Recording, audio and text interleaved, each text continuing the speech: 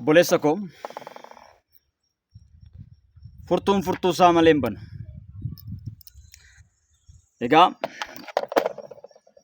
furtuu isaa malee qulfiin kun inni qollofame kun furtuu isaa malee hin bana. Yaali. Hin bana. Hin bana. Baay'inni hin banu. Hin banu. Iddoo isaa malee jechuudha. Furtuu isaa yoo argate jechuudha. Gartanii furtuu isaa argate qofa banama. Furtuu isaa argate qofa banama. Laala.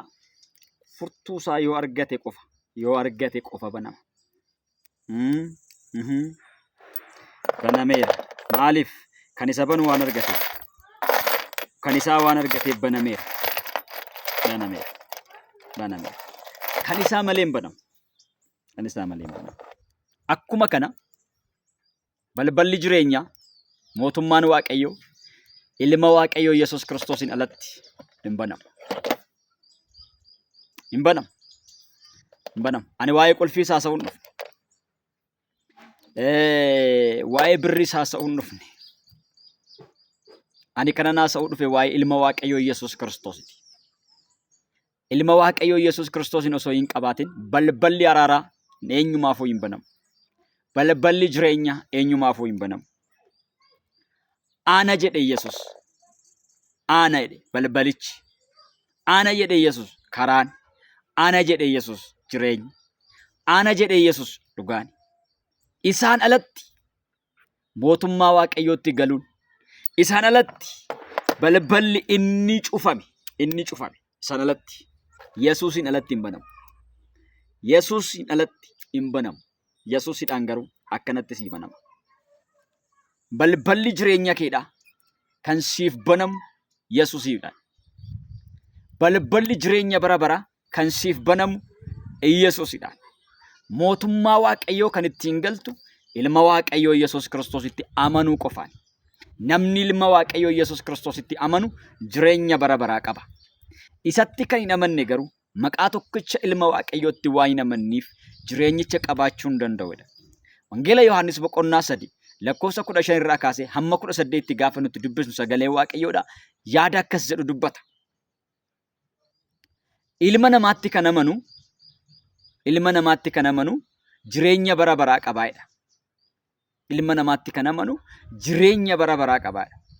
Isatti immoo kan hin amannedha. Isatti immoo kan hin amanne jireenyicha hin qabudha. Ilma Waaqayyoo Yesuus Kiristoosiin alatti jireenyi hin jiru. Wangeela Yohaannis boqonnaa 3 lakkoofsa 15 irratti akkas jedha sagalee Waaqayyoo. Kunis ilma isaatti kan amanu hundinuu jireenya bara baraa haa qabaatuuf ta'a.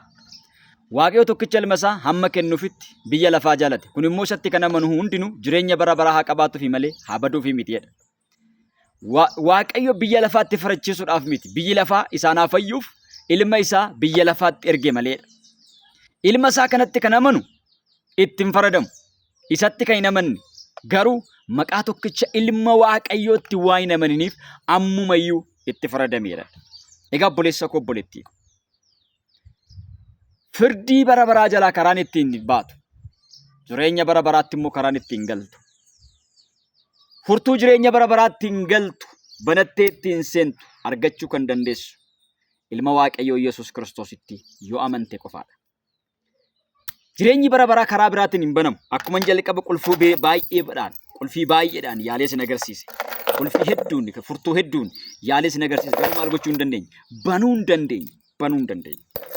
Ilma Waaqayyoo Yesuus Kiristoos yoo qabatte garuu balbala araaraa, balbala jireenyaa, mootummaa Waaqayyoo banattee galta. Eenyudhaan? Yesuus Kiristoosidhaan siif banama. Isan qabdu taanaan balballi araaraa siif hin banamu. Isan qabdu taanaan jireenyi bara baraa siif hin laatamu. Yesuusin alatti jireenyi bara baraa hin jiru.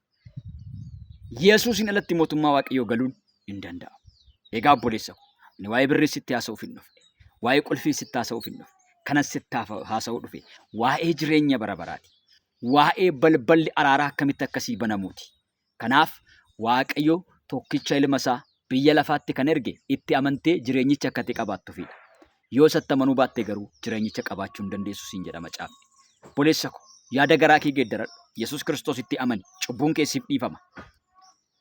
Yakki kee sirraa fuudhama. Jireenya bara baraa argatta. ayyaanni gooftaa Yesuus Kiristoos hunduma keessaniif abaay'ata. Egaa jalqabarraa maal haasa'uu dhufte warri jettani? Ani wanti haasa'u waan biraan qabu. Yesuusin alaasaa biraan qabu. Kana haasa'uu dhufe, jireenya haasa'uu dhufe. Kanaaf gooftaan sinaa eebbisu sheer godhaatii namoota baay'ee bira akka ga'u taasisa. Namni baay'een dhaggeeffatu. Lubbuu tokko lama Waaqayyo oolchaa. Maaltu beeka? Karaa kanaa Waaqayyo namoota baay'ee yaadata. Ayyaanni Waaqayyo hunduma keessaniif baay'atu. Sheer godhaatii namoota baay'ee biraan ga'a. Balballi araaraa Yesuus malee hin banamu.